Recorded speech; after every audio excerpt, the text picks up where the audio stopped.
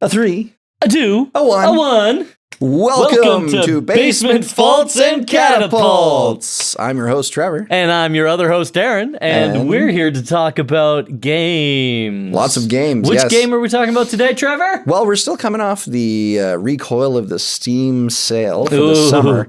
The final backlash of that. Oh, yeah. So of the 24 games I think that I picked up this summer, one of the games we're going to be playing today is called Barony. So, what is Barony? Barony is a love letter to the old dungeon crawler RPGs of the 1980s and 1990s. Think Ultima. Think those Shadowfall. Sort of Shadowfall, Daggerfall. Think those. You know, very, very. In fact, it was the Ultimate Engine that inspired the Wolfenstein engine.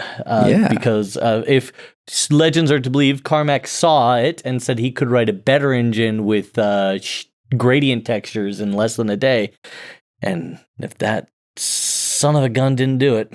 I mean, hey, if they can make the Surgeon Simulator game in literally 24 hours at a competition. Right, yeah. Imagine what we can do with simple game engines. Well, I mean, these weren't simple at the time, but now they are, and Barony looks like just a joy to play. It does. It is Turning Wheel LLC, are the developers and the publishers. Self-publishing. It's always good. Indie devs. Yeah. We're very excited to support and highlight that work whenever we get the opportunity, especially with what's been going on in the AAA sector. It's looking ugly, and my heart, of course, goes out to the thousands of people whose lives have been affected by this, and I say lives, livelihood. Yeah.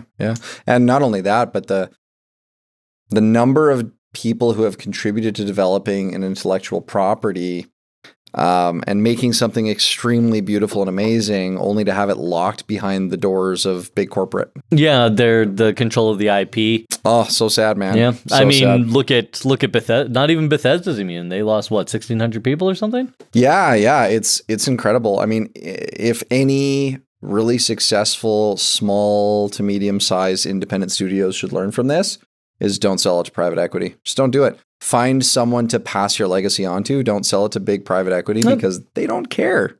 No, they will lock your thing behind closed doors, and it may never again see the light of day. We say that, but Atari just recently signed a deal with Studio 360 and Universal Pictures for a bunch of video game adaptations of classic games. I guess Asteroid, Galaga, Pong. I like that. You know, I would love to go play some Super R-Type or some Gradius.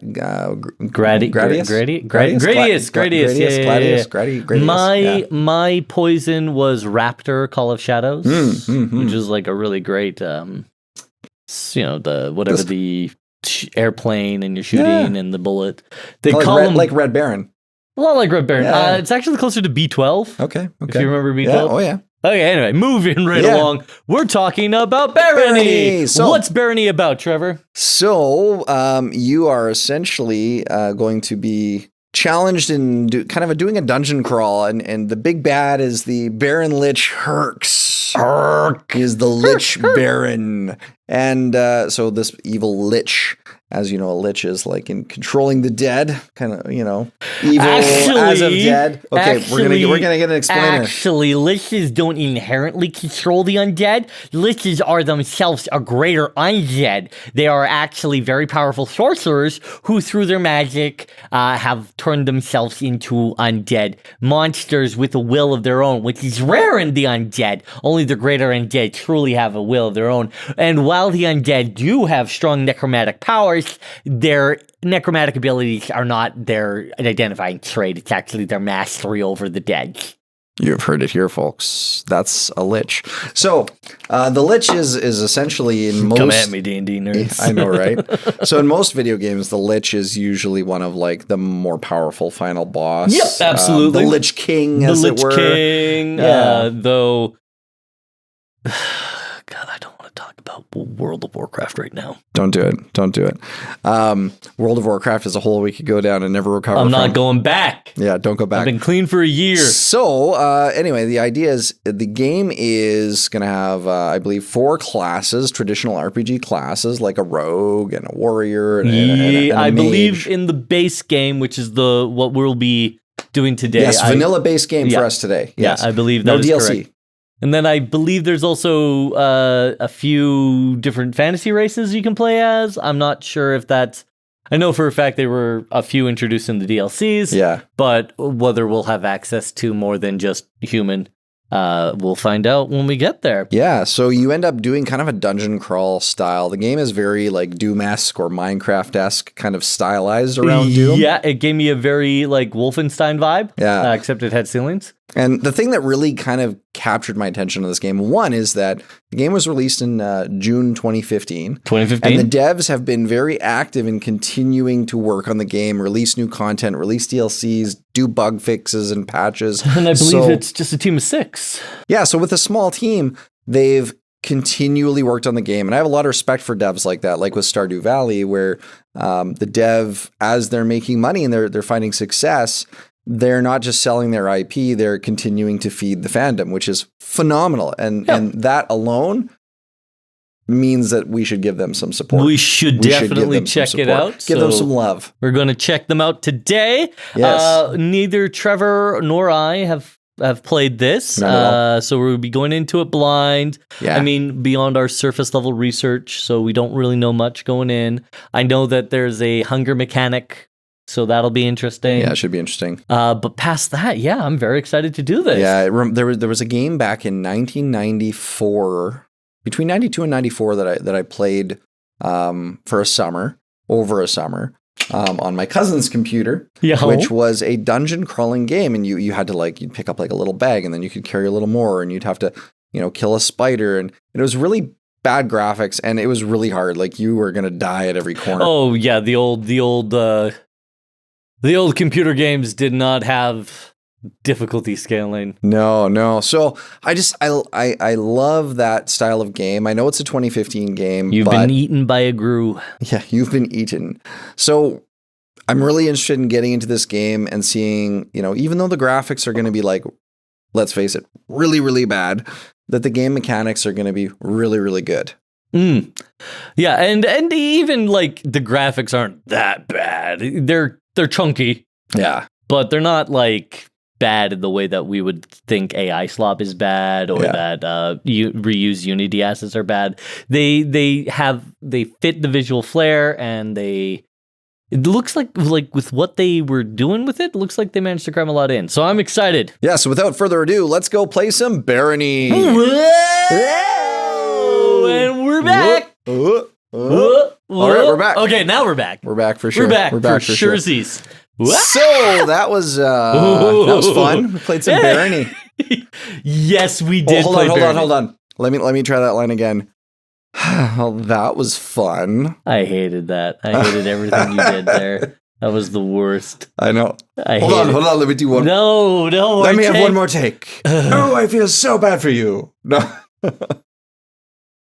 So bad. I know. So we died a lot. Oh God, did we ever? Yeah, Which I think is the point of the game. If we're going to be honest with each other, it's very much a roguelike, in the sense that you go as far as you can, then you die and you start again. Yeah, it's like high scoring. It's kind of like, hey, how far can you get? Yeah, I got to we got to what? Floor 5? Floor 6? We escaped the mines. And then we got into, I think, the second level after the mine. So maybe 6. The forested region, and then the Minotaur got us. Yeah, but we had found the exit. We did, yeah. And somebody who shall not be named was out gallivanting with King Arthur. Yeah, well, I found King Arthur, King of the Brits. Well, the Minotaur came and just ended my lineage. He one-shot you. You just exploded. He got everybody. Yeah. There was blood and guts everywhere. So, I guess takeaways here is the game is very frustrating in the way that these sort of games are designed to be. Yeah. The big difference for me from, say, a Dark Souls was that this wasn't my reflexes or my ability to memorize a boss's attack patterns that killed me. It was just either bad resource management or lack of resources. Yeah. Well, it was interesting because we started our playthrough. I was a rogue, and then I was were a wizard. A wizard. Wizard. You was a wizard. I was the wizard. And I found as a rogue, like even just the what I would consider to be like a basic level enemy, the rat. Yep. And I'm sitting there like hitting the rat with my sword, but every time I get close to the rat to hit the rat, I'm getting damaged too. So there's like no way to really balance out. And I guess I don't think I was using the rogue properly. No, like the rogue's entire thing is to be sneaky and get behind people and stab. Yeah. So it's a very slow gameplay. Yeah, definitely. But even as a warrior, like anytime you get close to an enemy, you're taking the brunt of their attacks. Yes. There's no dodge. Yeah, with the cleric, I was able to use my shield. Yeah. Which is good, but yeah, even then, right? Yeah. And I found a lot of the attacks to either be the enemy's attacks were really powerful, and my attacks always felt really weak. Yeah, like it was like, okay, I hit the skeleton and his health bar went down like a quarter. Yeah. Except for Fireball. Fireball like half. Fireball rock. Oh yeah, like it would take him out like a half at a time with Fireball. Boom. The problem is, of course, mana. Yeah, so I found as the wizard, when we switched roles again, we decided to trap a couple different classes because our first couple playthroughs were like bad. Rough.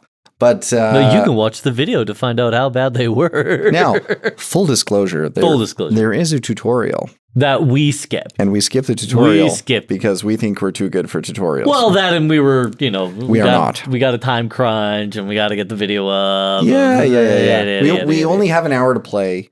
And so we kind of have to make that hour work. Yeah. But Lord, the tutorial would have been helpful. Oh, would have been helpful, yeah. So anyway, with the wizard, you've got about 60 mana. You eat through about 12 mana every time you cast a fireball.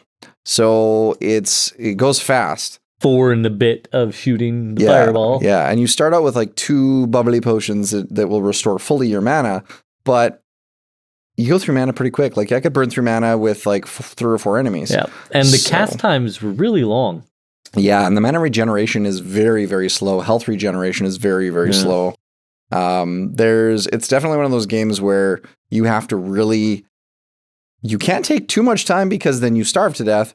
But if you go too fast, you're going to die because you run out of resources. So it's like finding the balance and how to play the game in a way that allows you to survive, but also allows the pacing for you to regen. Right? Yeah. And I approached it the wrong way the first time. Here I'm thinking wizard, bang, bang, bang. Don't let anyone get close. But you move relatively slow compared to the other denizens of the dungeon. They boogie. Yeah, and like if you put on, I found this out our second or third playthrough was, if you pick up too many items, because you want to pick up items because you can sell them to a merchant later. Yeah, and also you want to pick up items because you need to appraise them because that levels up your lore ability, which lets you appraise better items. Yes. It's a thing. So you're throwing out stuff. You're constantly picking up and cycling through stuff while managing your resources. But I ended up at 539 weight at some point, and I could not move. I was just like, so like the rats were killing me. The game's got a lot going on for game mechanics. Your hotbar has like 9 different slots. And as a wizard, I found like learning all the different spells, and then you've got all your different books, and then you've got your hotbar fills up quick. And so because you're also managing hunger, to stop for like 10 minutes and figure out your hotbar and you don't have time to do that. So this is a game that requires you to very quickly like master assigning stuff to your hotbar and figuring things out. You die that first run and then you do better and then you do better and then you do better. I read an interesting article on how game design is actually better when it is unfair. Yeah. Not so unfair that you feel absolutely just but there's that balance where it's unfair and then you finally crack it a little bit. And that sense of accomplishment is actually a better driver. Yeah. And I fell about half an hour in. I felt like I could hear your thoughts. And I felt like your thoughts were, I don't want to play this anymore. Because it was getting frustrating. It was getting frustrating. We were constantly dying. But then I clicked in because I guess my playstyle is better suited for what the cleric, which is sort of like a mid-tanky kind of class. So I was doing better as the cleric. We got a lot further. And I honestly, I took the wizard class, which is predominantly, I always play wizards and mages in almost every game I play. I was doing pretty well as the wizard. I kind of enjoyed it. I did take some, I think this is why I ended up starving to death, is because I took time to read the spell books and read all the different items. And I found that you actually get a bonus to damage casting from a spell book. It costs the same amount of mana, but casting from the spell book, you get a bonus to damage and it does slightly more damage. And then certain other things were like, you could get a regen bonus if you cast it from the book. So this added a little more complexity because then your hotbar's got like your memorized spells, but then also you kind of want to like honestly switch between your spell books and cast from the spell books directly if you have enough room to carry them. Yeah. So man, that was cool. I loved playing the wizard role. I think it was really good. And then I watched, to sort of prepare for this, I did watch someone else play. And I do know that there is a DLC class, the Automaton, and you have to worry about you don't have to worry about hunger, you have to worry about your food, your boiler level. Oh, okay. And to gain things for your boiler, you burn stuff. Oh, wow. Cool. Which are books. Oh, wow. So those magic books, you burn those. Hey, man, you need that spell book? No, yum. Yum, nom, nom, nom. Nom, nom, nom.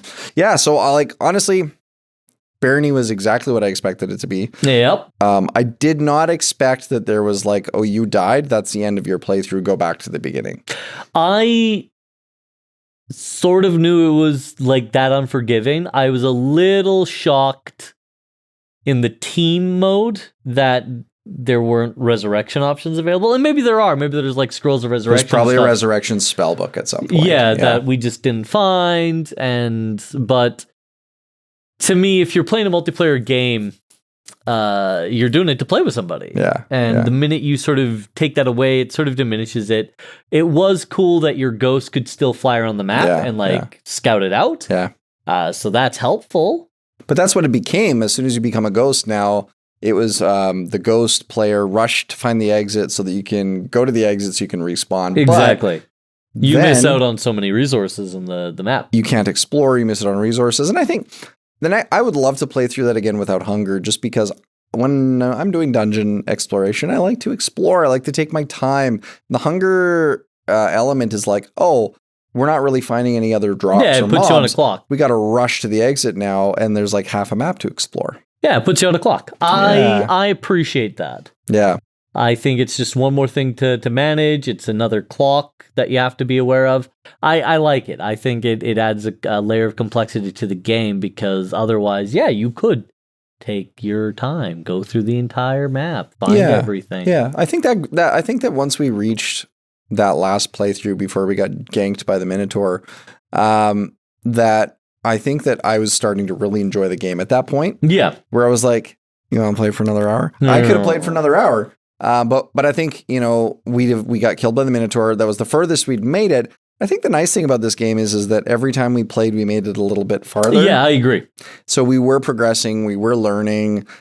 It was getting kind of like the understanding of the game mechanics and the lore, like how to get your lore level up, identify more items. Like you kind of slowly gain that over time. Yeah, I could see myself losing some time to this game. And it was the leveling system was both your level and your skill levels. Yeah. And the skill levels seemed old, like Oblivion rules. The more you used it, the higher the skill level leveled up. Yes. It wasn't tied directly to your level, which I appreciated. Yeah, no, honestly, when I first leveled up, I was like, okay, where do I go add my skill points? Like, oh, it's automatic. Yeah, you don't have the, Yeah. So that's nice. I think that if I leveling up was just HP and MP, really. Yeah. If I had to level up my skill points and add to strength and add to dexterity and intelligence manually, I wouldn't, I think it'd be too much.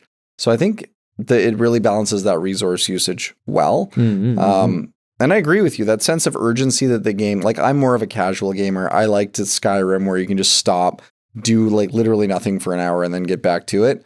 Walk away from your keyboard while you're mining clay. Yeah. Because you got to have 300 pieces of clay to build the basement for your house. Oh, yeah. But subsequently, I do like the ability to that there's the clock, that we do have to kind of like get it moving. We do have to get to the next level. We're going to run out of resources if we don't. It's either run out of resources 2 floors down or die on this floor kind of idea, right? Yeah, and where my mistake was is I was always thinking, oh, maybe food would heal me. Food has no part in healing, at least not the food we were getting. Yeah, there might be food that's like restore some HP or something. Yeah. Because everything has a status, which I thought was a really cool thing to do. I thought so too. But my problem is as we were playing collecting food, I would like right click and eat the food. I'm like, maybe I'm getting hungry, maybe I'm not. So I think even our last playthrough, the first couple levels, your hunger notification doesn't come up. So the first couple levels, I was eating that food thinking like, I got to replenish my hunger. I don't know what that mechanic is or what it's doing yet, but I'm sure I got to do it. So like once in a while, I'd go and eat that cheese or eat that meat. I think I would have had more food at the end of that playthrough if I'd have understood that, well, it's actually going to tell you when you're starving and then you can eat. Then usually it'll be like, you're getting hungry, you're starving, you're dying. Yeah. So yeah, dude, I like this game. The graphics, ultimately, they did the job. I mean, were they, next gen blockbuster, super DLSS hyper? No, they were chunky. Yeah. We'll put DLSS 5 on that, and everything will look like Vogue models. God dang. Yeah, I know. There's a mod pack called HD Doom that took Doom and threw high definition models on it, and it's like there's no need for that. Yeah. Like the game. It's actually not designed for models like that.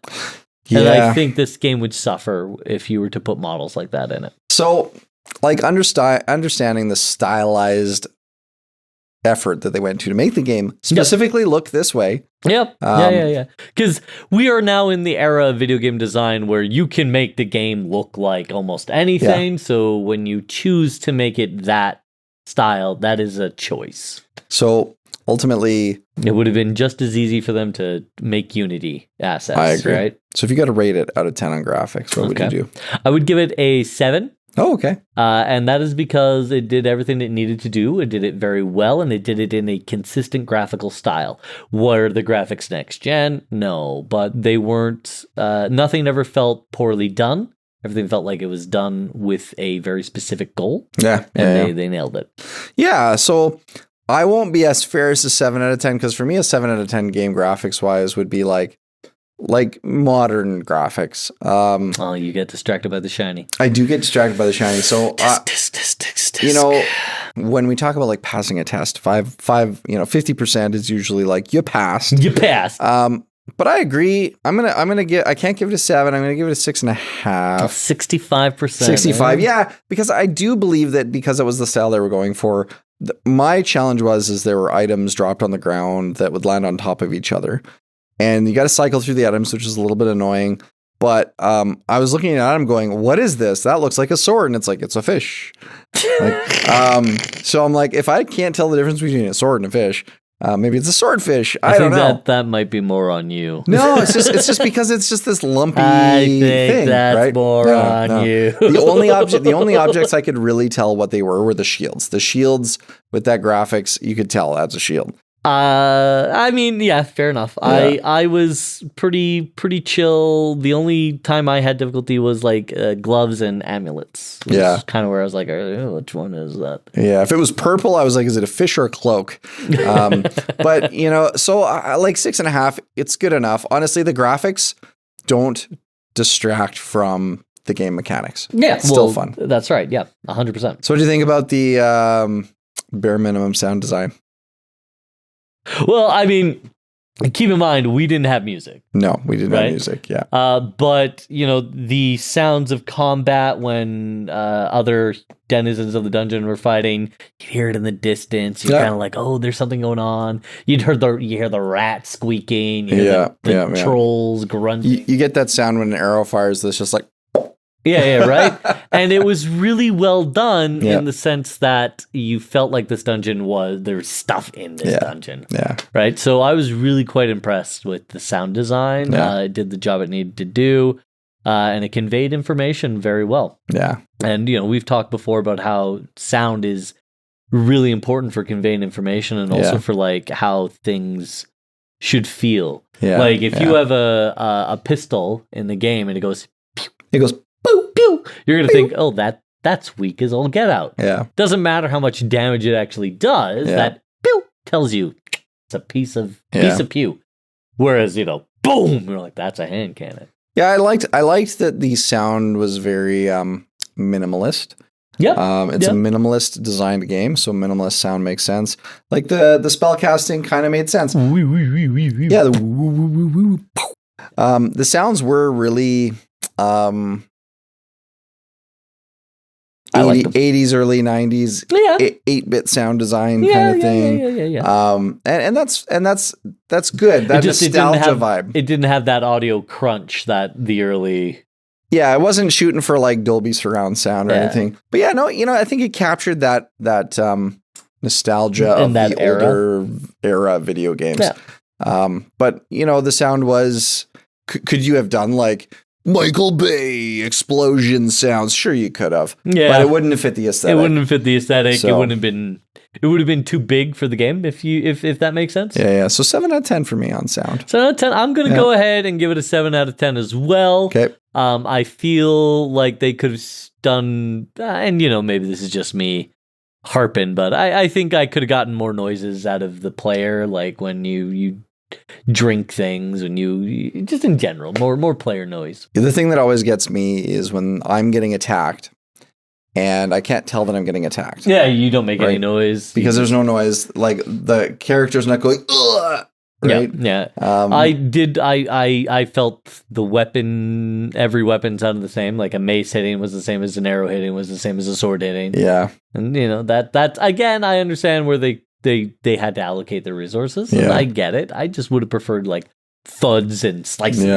Yeah. When I see like a red flare and I'm like, I don't understand what's happening. Where am I getting attacked from? Yeah. And it's one of those things that's really important, I think, in sound design for a game like this, that the sound should help indicate like you're getting attacked from behind. There should be some kind of like a sound that you can familiarize yourself with that is getting attacked from behind. Yeah. And again, this game was really about staying hyper vigilant in a dungeon. So getting attacked from behind is, you're an idiot. Right? Yeah. Well, it feels that way. It definitely felt that way. Yeah. Which kind of brings us to the loaded Jackbox question, which is gameplay. I loved it. Yeah? Yeah. The resource management and stuff was kind of a struggle. Yep. But I know that it was designed that way. And we skipped the tutorial. We did. But I honestly, knowing what the game is and knowing what it was designed for, which is a high score based, get as far as you can, die, and then try to do better the next time by getting good. Gameplay wise, game mechanics wise, 8 out of 10. I think it did exactly the thing that the game attracted me to on the Steam store page is what it delivered on. Yep. Some of the micromanagement things were a little bit annoying for me. Otherwise, it would be higher, but an 8 out of 10. It's a solid game mechanic. Yeah, I loved it. It started at a 3. Yes, it did. And I felt that way until... Started at a 3. Yep. And then we did the run with I was the cleric, you were the wizard, and everything started to click. Yeah. And I was like, okay, this is what they wanted to do. Yeah. Well, and I started as a rogue, and I also felt the same way. I was like, man, this game is not going to be a good rating for me. Yeah. But again, I always play a mage or a sorcerer or something ranged with magic. Yeah. And starting as a rogue was just a mistake on my part. That's not a class I like to play. Yeah, exactly. So yeah, after I kind of figured out what I wanted to play as, it balanced out. It got better for me. I thought I'm gonna go to a 6.5. Okay. Yeah. Just because a lot of the systems, I'm all for discovering the systems as you go. Yeah. But there should be not roadmaps per se, but like better tool tipping. Yeah. The tool tipping was a little rough. Again, we skipped the tutorial. So there may have been like this is a shrine. Sometimes the water you drink from it's good for you. Sometimes it's bad. Like I got poison from one of those. Yeah, I drank the water and it was too hot and I lost 2 HP. Yeah, exactly, right? Yeah. And like now we know. And I think like the reality is we only played for about an hour, and the amount of knowledge and information that we were able to digest in an hour about, oh, this is how the game works. Yeah, very, very well done. Yeah, I think that it does communicate to you very quickly to teach you, like, oh, that's a risk we have to be careful on. So yeah, the game mechanics were pretty solid. I think that's fair. We can average out, somewhere in the like the 7 out of 10 range. Yeah. Okay. Okay. Well, you're mine. Right? Yeah. Did you have fun? You know what? Even when I wasn't having fun, I was, and that was because there's a very perverse part of me where it's like, well, you're gonna kick my. I'm gonna show you. I'll show you. Well, you typically, when I get frustrated with a game, people I play with typically will be like, okay, Trevor, but you just need to figure it out. You need to just learn it, and you'll eventually find a way to enjoy it. And I definitely felt that throughout the play. Yeah. Absolutely. There's a learning curve. It is worth sticking it out. Yeah, it is. And just accept the fact that you're going to die. You're going to play a class that you think is really cool, and it sucks for what you actually want to do. So play with them all, experiment. From what I understand, the DLCs introduced a bunch of new, characters, classes, and races with their own unique sort of needs. Like the Goat Man, apparently you want to be drunk. Oh. Because there are potions that cause you to become drunk. Okay. The Goat Man does better when drunk. I mentioned the Automaton. Yeah. Burns books for fuel. So instead of food, there's all sorts of interesting things that they're doing. And the fact that they've been at it since, 2015? Yeah, and they're still at it. Still supporting their base. Which is just perfect. Yeah, like good for them. So if you're the kind of person going into Barony or thinking that, because it touts itself as kind of that throwback to older style RPGs, which were brutal. Caves of Cood and very brutal games. But if you want the kind of action adventure where it's like you continually progress with the same character, this is not the game for you. Which I think if I had designed this, I would have added some form of meta progression. Yeah. Like the roguelite, where you get to carry over some things. And not even like a ridiculous amount. Like, okay, you've beaten the game, these things will show up now. Yeah. Like, not even like you start with stuff. It's, stuff will be in the dungeon that you didn't have access to before. Yeah. And it might do that, but it doesn't tell you that. Yeah, like my favorite game style to play is the kind of games like a Skyrim where you get to carry things with you all throughout your save game. So that item that you really covet, you can still have 20 hours later. Starfield. Yeah, exactly. So in a game where you know that you're going to get to a point where you're going to make a mistake, you're going to die, and you're going to have to go all the way back to the beginning and start over, I prefer to have some carryover capability. So like, hey, remember that weapon that you got? Or, hey, you get to carry over half of your skill points, or something carries over, or having that mode where you can carry some things over into your next playthrough. I get that's not this game, but I think that would have made this game more enjoyable for me. Yeah. I would even have liked the option, like when you die, it tallies everything up and gives you a certain amount of gold for that, and then have a shop at the beginning. Yeah, just something to carry over. Yeah. And I get it. It's a high score, play from the beginning each time type game. The nice thing about that is that if you're playing with friends, it is going to have a time limit to it. So it's a great, like, it actually has like LAN party mode. And it makes sense. This is a LAN party capable game. And they just had I believe they just had a Switch 2 launch. Or they're releasing on the Switch 2. Nice. That makes sense. Yeah, I mean, it's perfect for that. Like, hey, you got a couple of hours to play with some friends. This is a good game to play. Couch co-op would be perfect for this kind of game. Yeah, because, I mean, Aaron, let's be honest. How many long-term games where you plan with your friends, like, hey, we're going to play this for 20 hours, 30 hours, 40 hours together, that you maybe play once or twice, and then you got this old save game that's 6 years old because you just never find time to do it again. Factorio, Satisfactory. Baldur's Gate. No, BG3, I have. I have a few people I started to play with, and my favorite to date was Whoops Old Bears. Yeah, I never made it past the first act because we'd always get to the end of the first act, save our game with every intention of coming back to do Act 2. Yeah, no. And we just never find time to schedule time. So this game is great for those short game plays. Highly recommend it. I'm going to catapult it. Yeah, I will catapult it as well. Okay. With the caveat of it's a dead cow. Know what you're getting into. You're catapulting a dead cow. Like there's something in this. Yeah.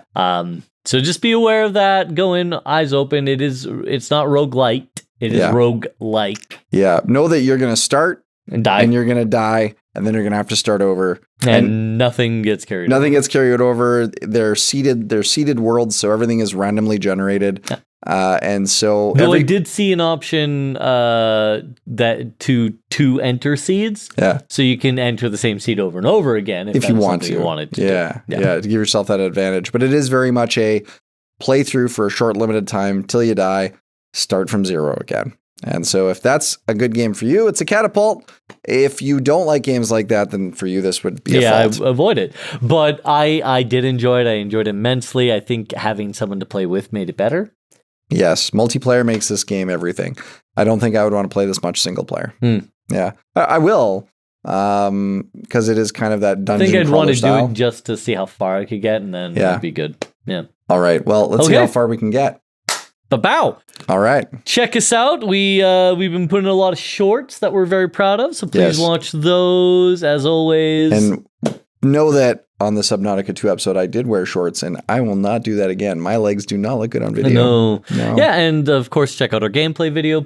Please do. And that's all from us. We're on TikTok, Instagram, YouTube, Spotify, Audible. Oh, God, we're everywhere. We're everywhere. But let us know what you thought of the episode and give us some feedback. Always looking for it. Bye. Bye. Oh, wait. Good luck. Have fun. Don't die. Don't die. Bye.